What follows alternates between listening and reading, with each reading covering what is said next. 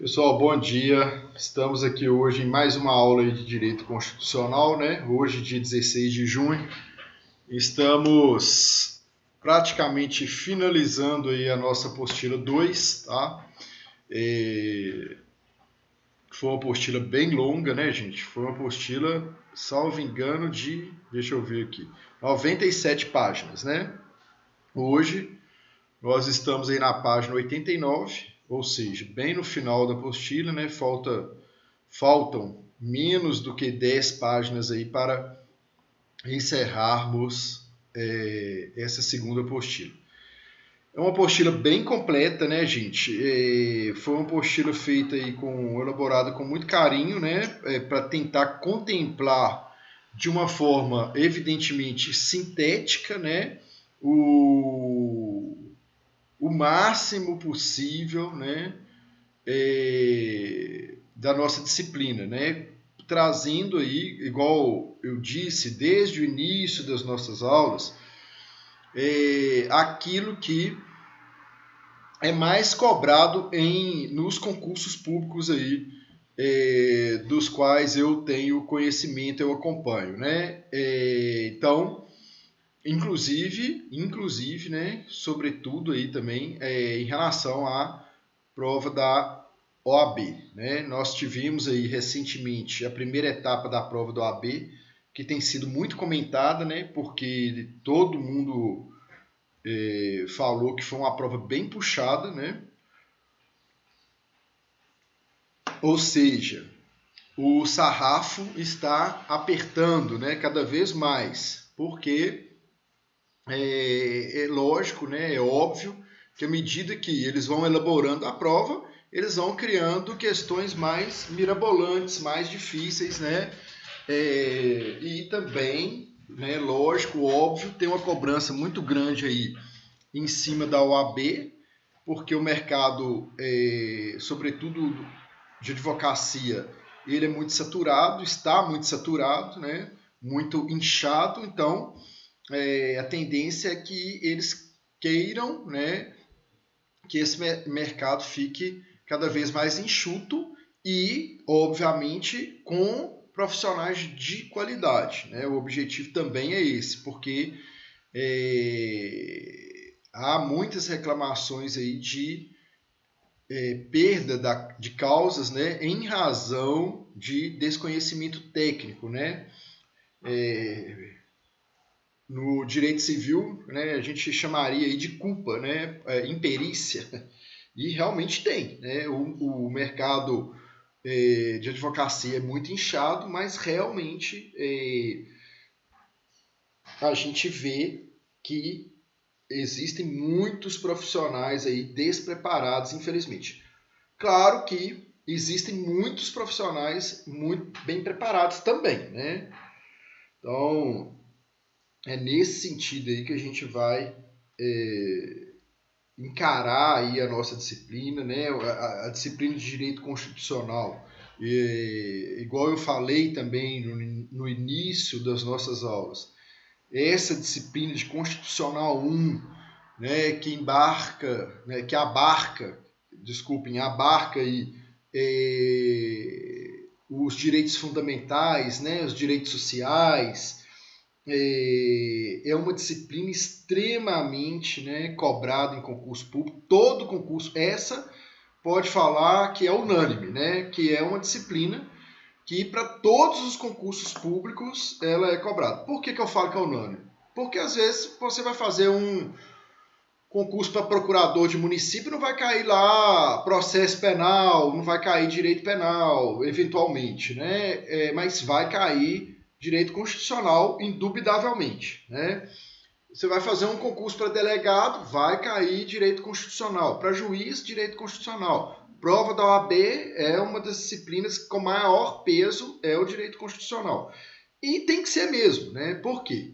O direito, no ordenamento jurídico igual ao nosso, que a Constituição encontra-se no topo do vértice, né? No topo da pirâmide, é uma disciplina, evidentemente, com muita importância prática. Por quê? Porque todas as demais leis, né, que forem produzidas no país, elas devem, né, e precisam estar em consonância, né, precisam estar de acordo, né, com aquilo que a Constituição, com os valores constitucionais, né, com aquilo que a Constituição prega, né, com aquilo que a Constituição dispõe.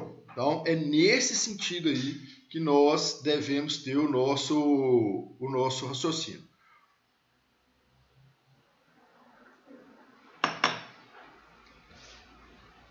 Tá? E assim, também é muito importante, né, gente, que eu tenho falado aqui, que hoje tem sido muito cobrado também, que é uma questão assim, que é de extrema importância até mesmo para questões práticas,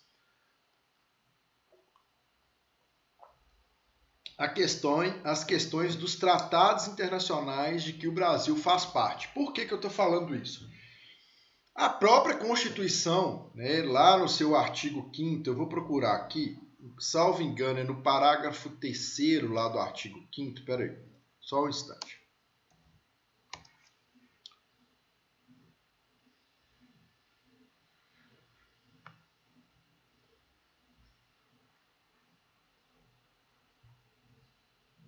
Só um instante que eu estou procurando.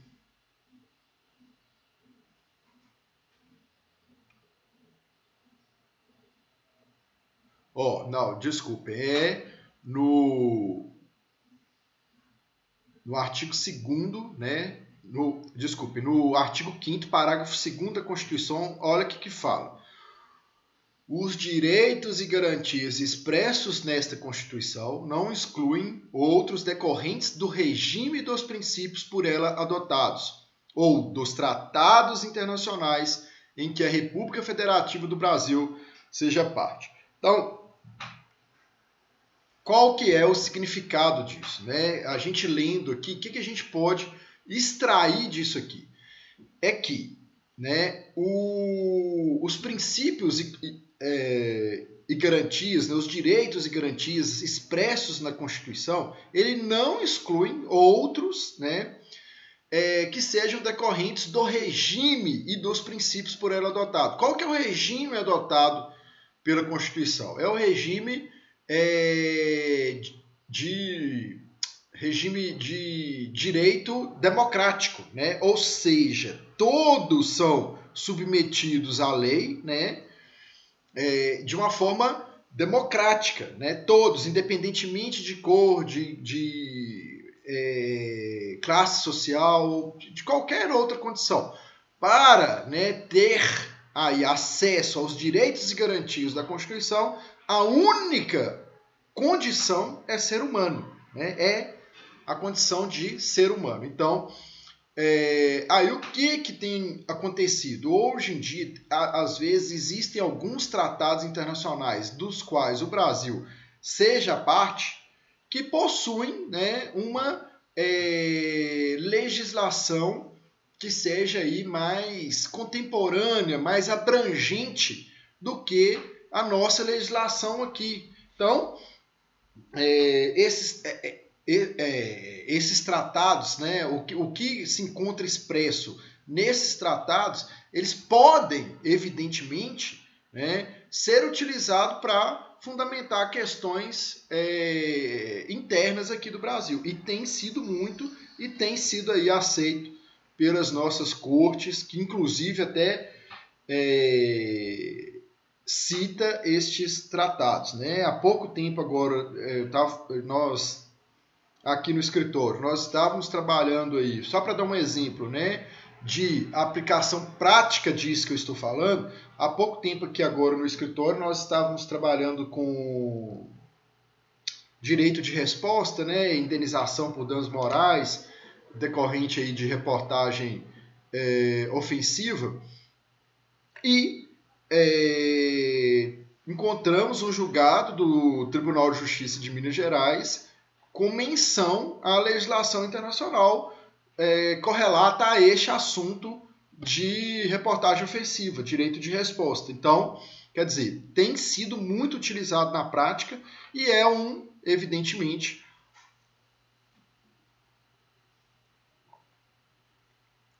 diferencial aí para o profissional que tiver domínio, tiver conhecimento dessa situação, tá? Beleza.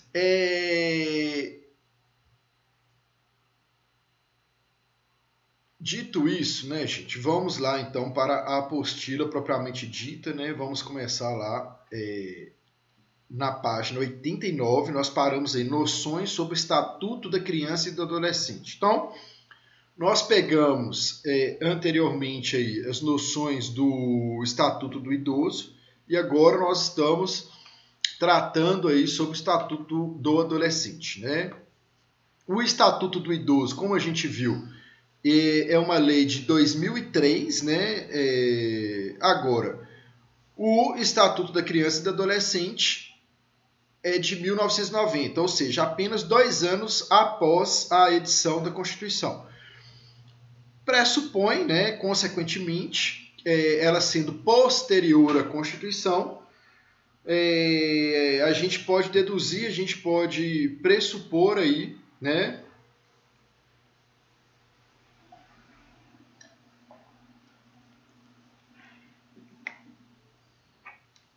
que se trata de uma lei que seja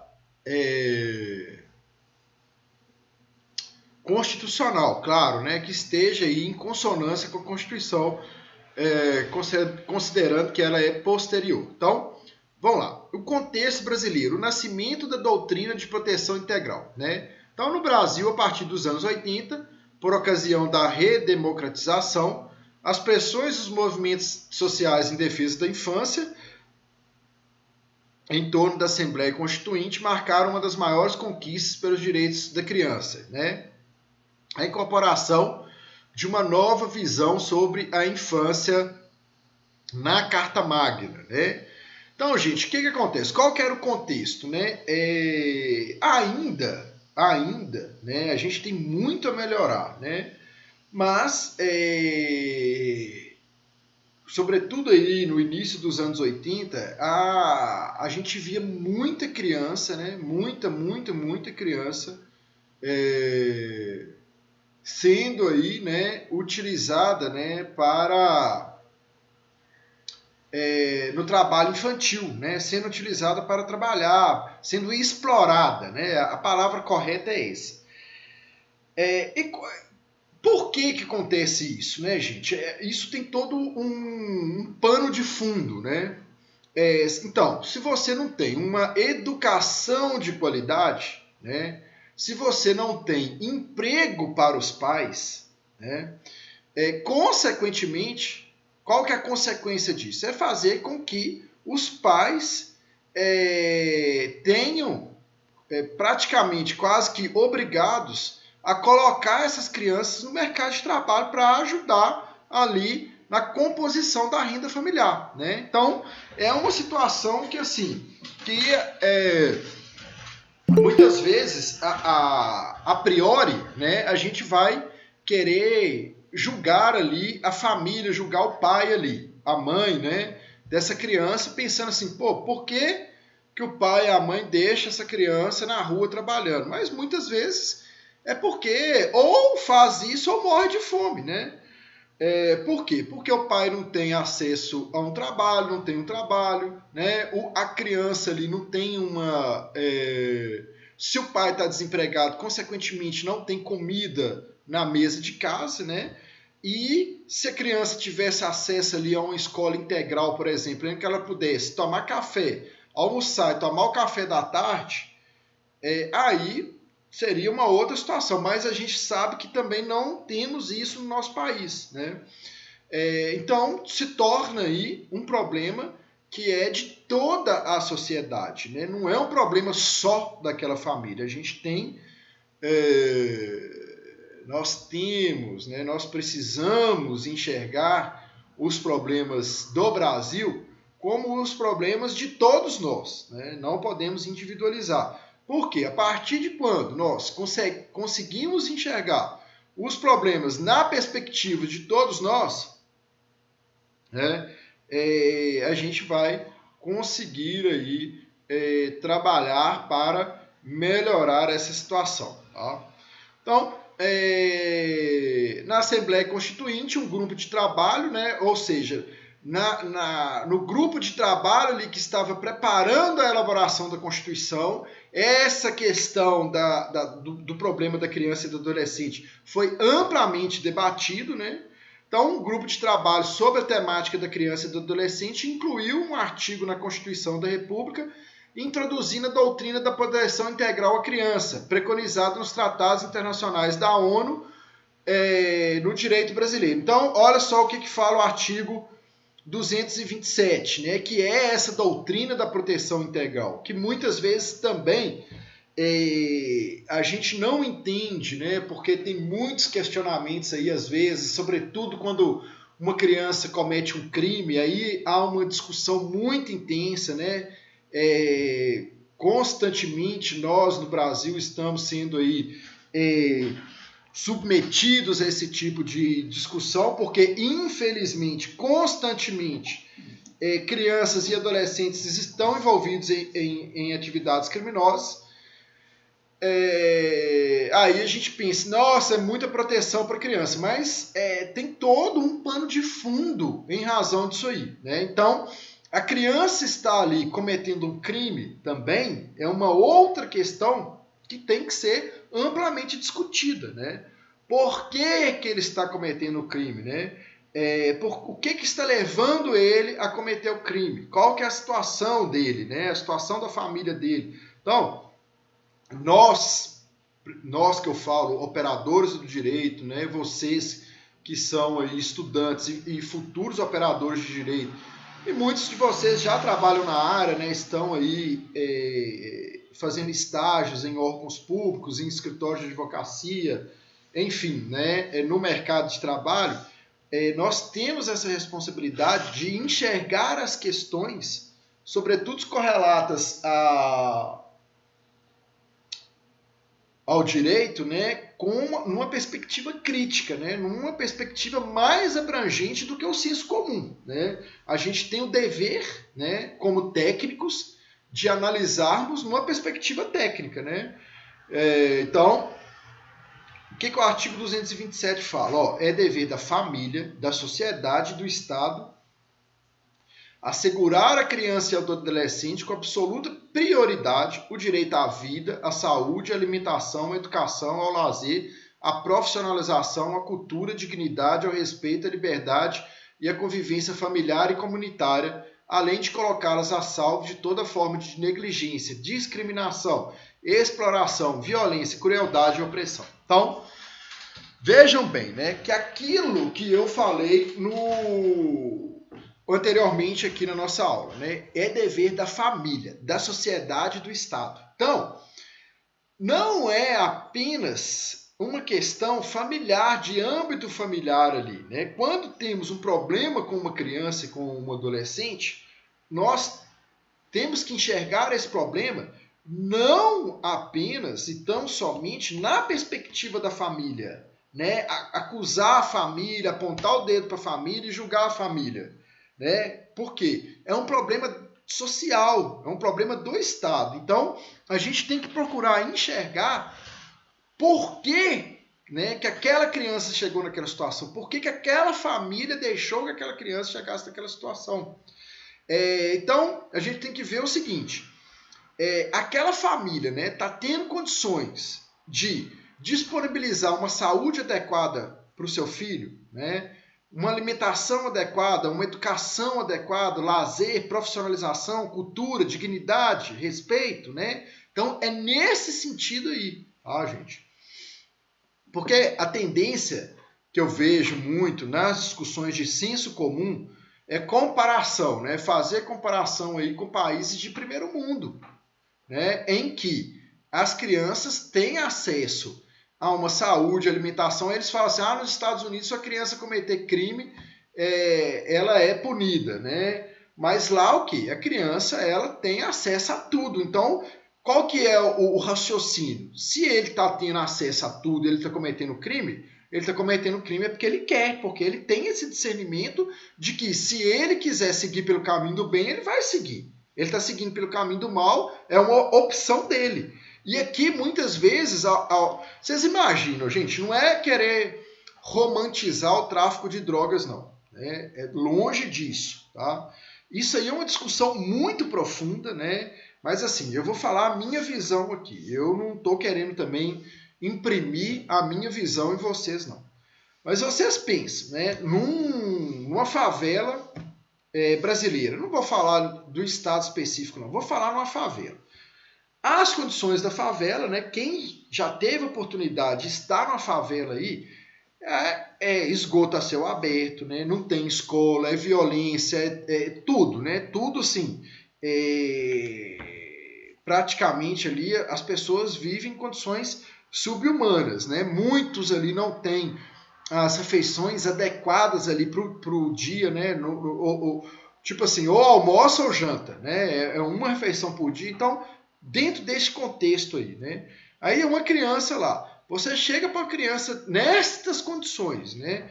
E fala com ela assim, olha, eu tenho uma mochila aqui, né? Eu vou te dar R$50 para você levar essa mochila do outro lado da cidade. Você vai entregar ela em tal ponto lá, né? A criança que está sem comida, né? Sem um chinelo, muitas vezes, né? Sem o básico do básico ali. Ela, evidentemente, gente, a tendência é que ela aceite esse serviço, né? É lógico. Ou chega um adulto maldoso, que existem muitos, e fala com uma menina, por exemplo, uma criança lá de 12 anos, olha, vamos ter uma relação sexual porque eu vou te dar aqui R$100, né? A menina tá lá sem comer, não tem uma roupa íntima às vezes, né? Um sutiã, não tem dinheiro para comprar um sutiã, né? Então, o que vai acontecer? A menina, a tendência é muito maior que ela aceite, se ela estiver nestas condições, né? É uma questão de lógica, né? Então, aí, qual que é, o que eu estou querendo fazer com que a gente pense aqui, né? Se, talvez, essa menina ou esse rapazinho que eu falei aqui, esse exemplo, né? Esses exemplos que eu utilizei aqui, se essas crianças, elas estejam ali em melhores condições, tenham acesso aí a uma educação adequada, né? Na escola lá, eles tenham acesso à alimentação em casa, tudo. Claro que a tendência vai ser maior, vai ser negar, inclusive até denunciar, né? Falar, opa,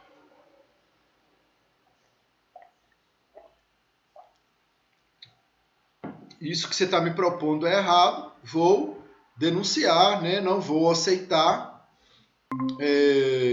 Então, a gente precisa começar a pensar, né? Essa criança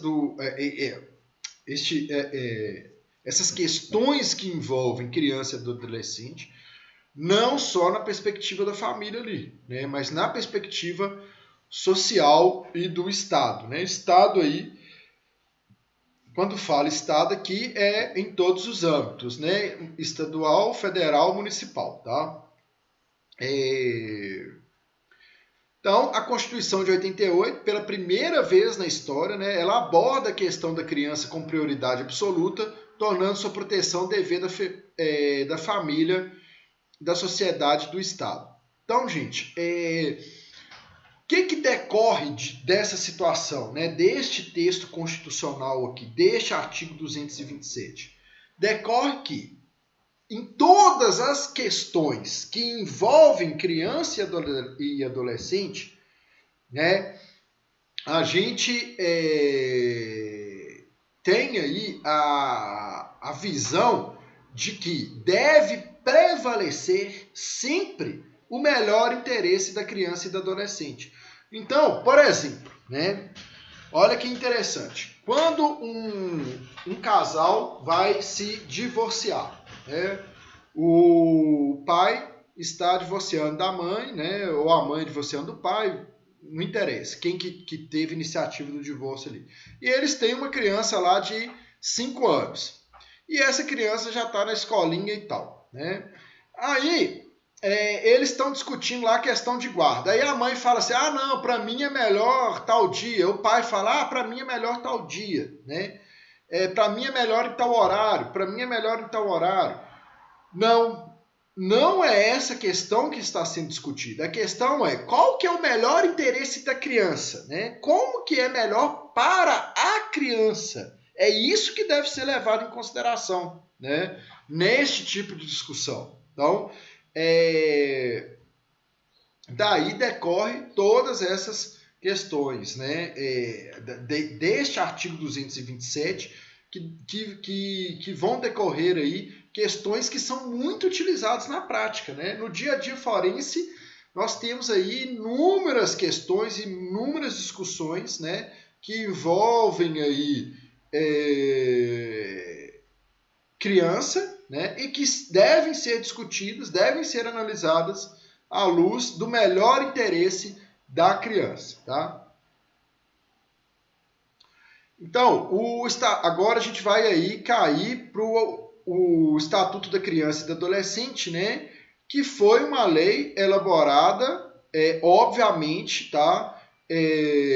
Tendo como fundamento, tendo como base, né? Tendo como espelho este artigo 227 da Constituição Federal, tá bom? Então, é a Lei 8.069, de 13 de julho de 1990, né? Ou seja, ela é 2 anos após a Constituição, igual eu já disse, elaborada por uma comissão formada por representantes da sociedade civil, juristas e técnicos dos órgãos governamentais, com a participação fundamental do Movimento Nacional de Meninos e Meninas de Rua e da Pastoral da Criança. Olha que interessante, gente. A elaboração dessa lei, como que ela foi elaborada, né? Ela já foi uma lei extremamente democrática, né? Por quê? Como ela foi, né, elaborada, né, após a Constituição de 1988, nós não poderíamos esperar, né, outra coisa que não fosse uma lei extremamente democrática. Então, quem participou na elaboração da lei? Representantes da sociedade civil, né? Sociedade civil somos todos nós aí, né, gente? Os pais, as mães, né?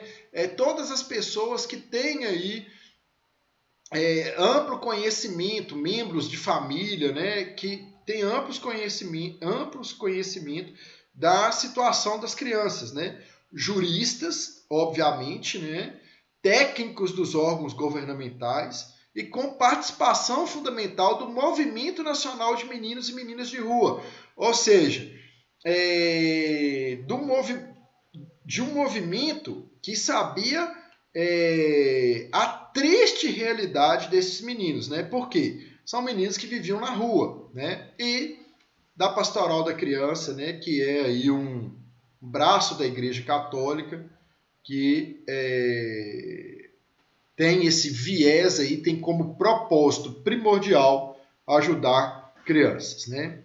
O ECA é a lei que reconhece a criança e adolescente como sujeito de direitos em nosso país, defendendo o seu interesse superior, né? Então, são sujeitos de direito, né? E isso é muito importante, essa nomenclatura aí, por quê? Eles têm o direito, né? O direito é deles e cabe a nós, adultos, respeitarmos e darmos cumprimentos a estes direitos, tá?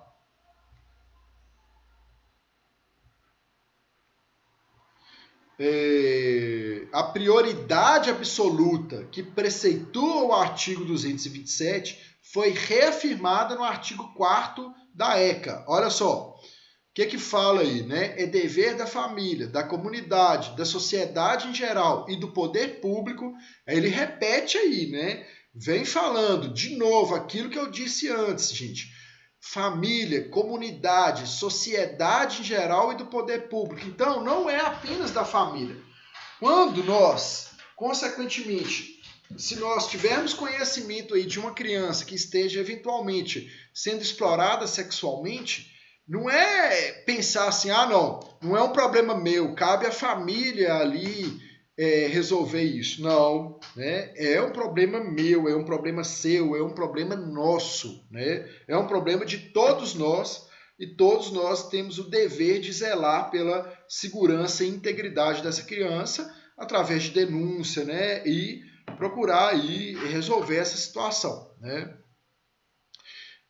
A efetivação dos direitos referentes à saúde, alimentação, educação, esporte, lazer, profissionalização, cultura e dignidade. Então, praticamente repete lá o que está escrito no artigo 227, né? Então, a garantia de prioridade, o que ela compreende aí, né? A lei, então, ela possui aí alguns dispositivos a fim de dar efetividade ao cumprimento dessa prioridade. Então, o que seria? Primazia de receber proteção e socorro em quaisquer circunstâncias, né? Precedência de atendimento nos serviços públicos ou de relevância pública, preferência na formulação e na execução das políticas sociais públicas, lógico, né, gente, que é o futuro do nosso país, né? É o presente / futuro.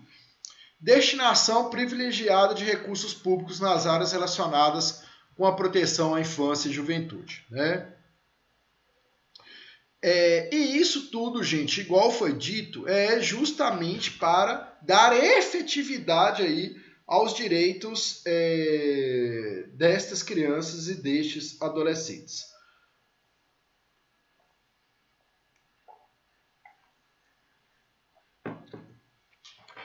A sistemática do ECA ressalta, dentre o rol dos direitos fundamentais, que estão interligados o direito à vida e à saúde, né? Então, o artigo 7º, ele dispõe o seguinte: a criança e o adolescente têm direito à proteção à vida e à saúde, mediante a efetivação de políticas sociais públicas que permitam o nascimento e desenvolvimento sadio e harmonioso em condições dignas de excelência.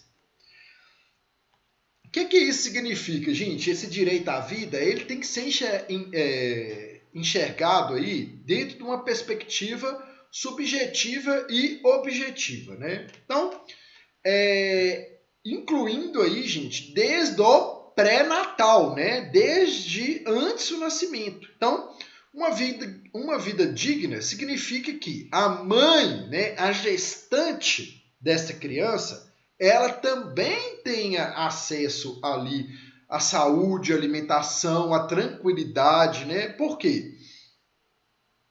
Vocês imaginam, gente, uma mãe que estiver grávida, estiver ali com o pai desempregado, né? Estiver ali sem, eventualmente,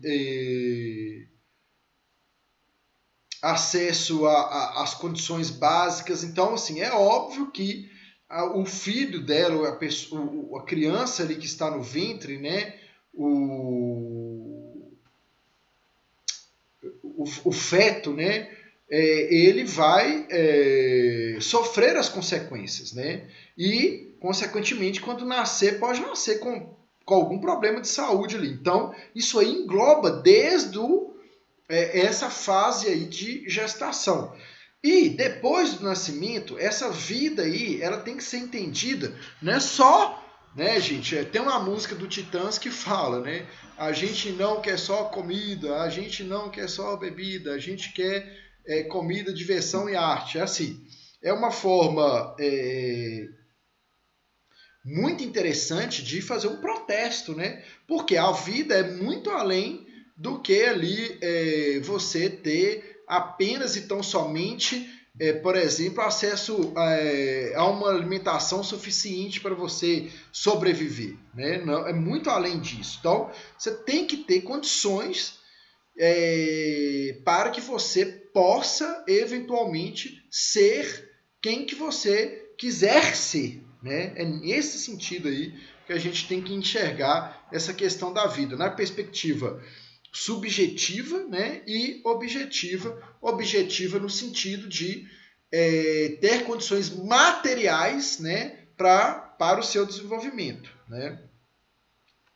Então, o direito à vida possibilita a concretização dos outros direitos, como o direito à educação, ao esporte e ao convívio familiar. Assim, a proteção à vida e à saúde permeia todas as políticas públicas voltadas à criança e ao adolescente. Tá? O ECA e os sistemas de garantias. Conforme Saraiva, né, é um doutrinador aí, no ECA encontram-se os fundamentos dos 3 grandes sistemas de garantia. Né? Isso é muito interessante também, tá, gente?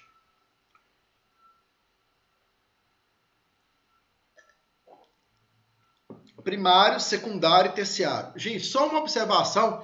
Sempre tem pergunta do ECA na OAB. Tá? Sempre tem 2, 3 perguntinhas do ECA lá na OAB.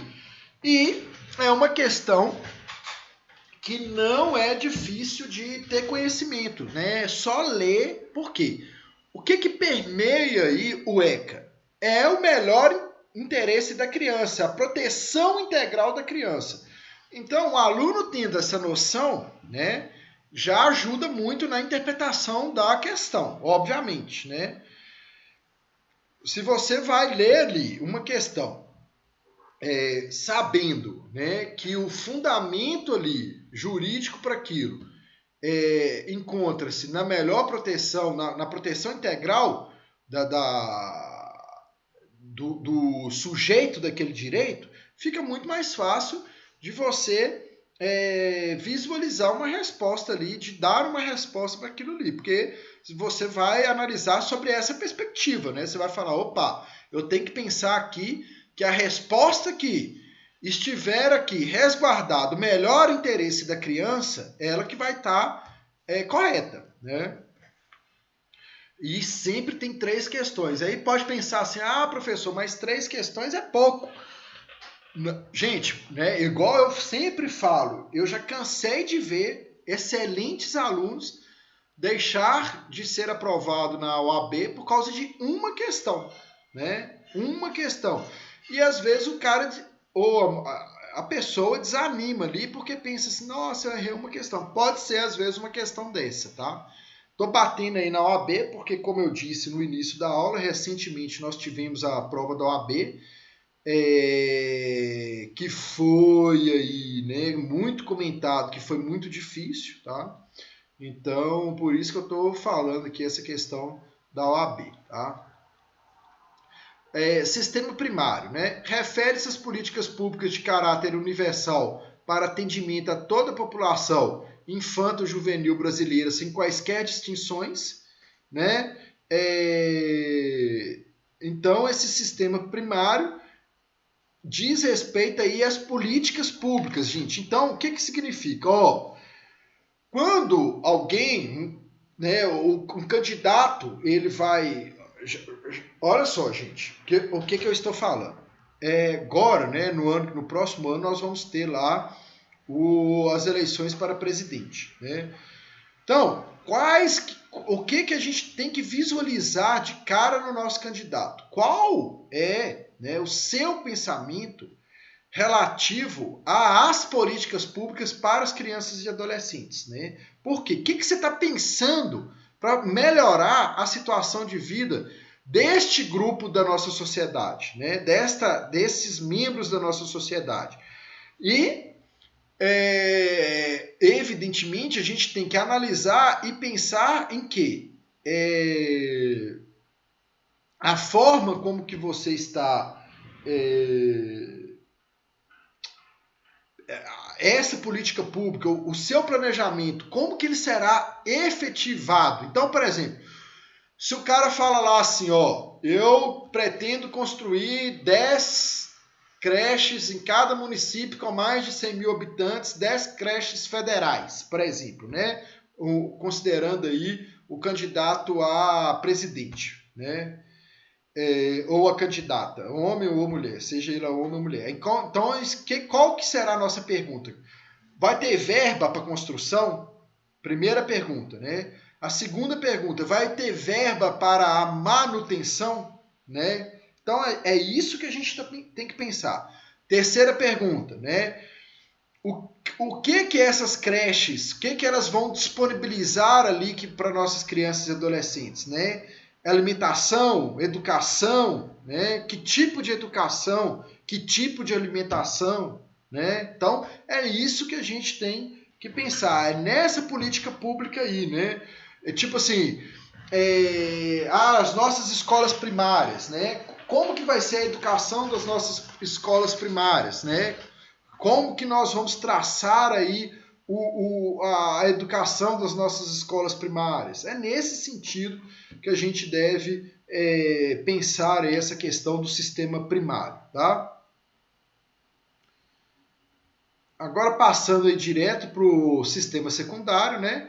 Possui natureza preventiva, né? E abrange as medidas de proteção dirigidas às crianças e adolescentes em situação de risco pessoal ou social que sejam vítimas cujos direitos fundamentais foram violados, né?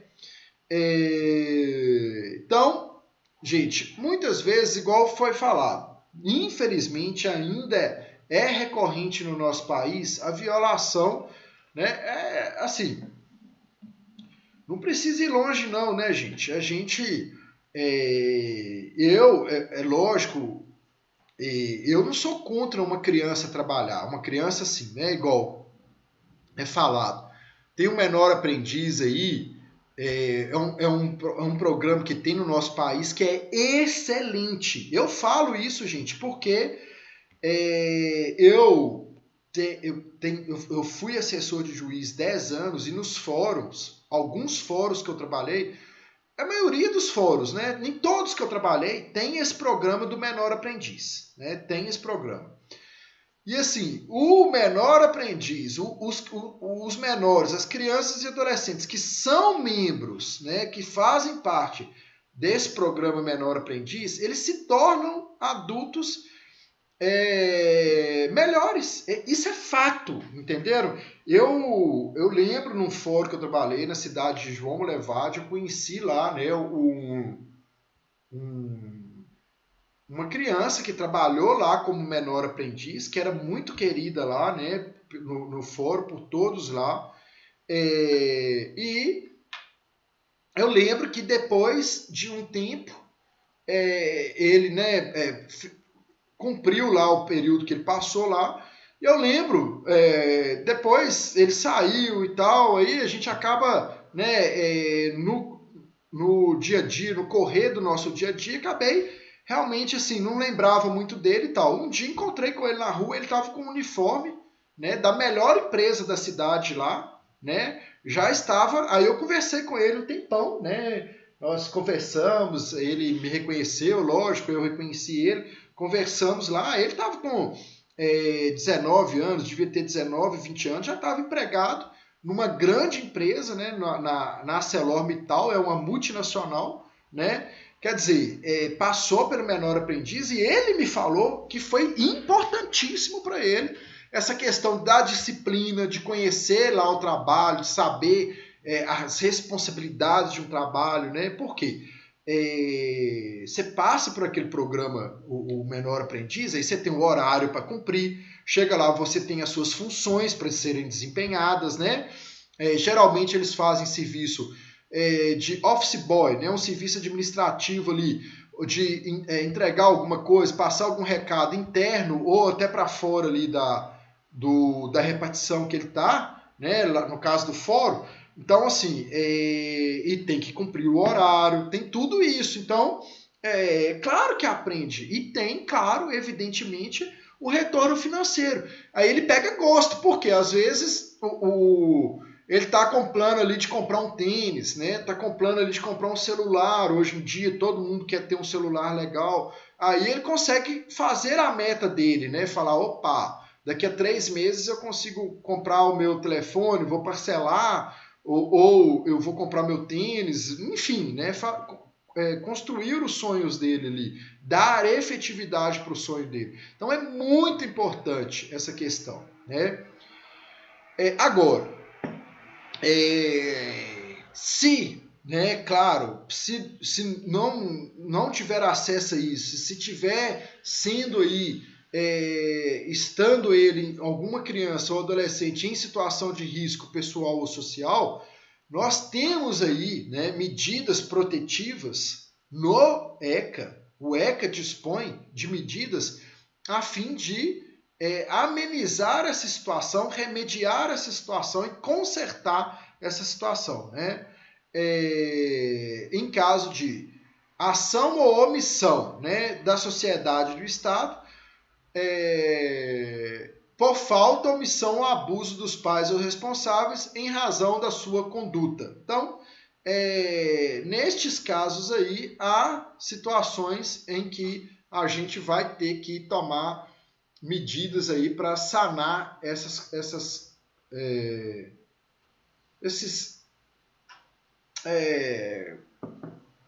omissões, né, que são aí submetidas às nossas crianças e adolescentes. E o sistema terciário, né, trata das medidas socioeducativas. Aí já né, as questões aí para os adolescentes e crianças que eventualmente cometam crime.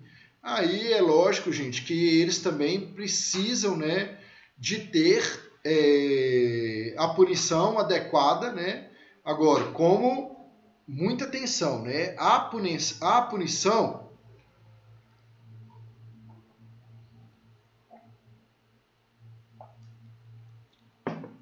ela precisa ser concedida aí em situação, né, de que a criança e o adolescente possa socioeducativa, né? O nome já fala, né? Ou seja, para que possa aprender com o erro dele e não voltar para o crime, tá? É nesse sentido aí. Então, gente, eu vou encerrar a aula por aqui hoje, que na próxima aula a gente já vai entrar no próximo tema aí, que é a questão da Maria da Penha, tá bom? Vou disponibilizar o link lá da aula gravada no AVA, né? A aula é gravada e disponibilizada lá no YouTube, tá bom? Estou vendo aqui, só tem um aluno nesse horário agora, muita gente não tem disponibilidade, né? Só tá o Yuri aí, mas beleza, depois o pessoal assiste lá no YouTube. Um abraço a todos e uma ótima quarta-feira aí, fiquem com Deus.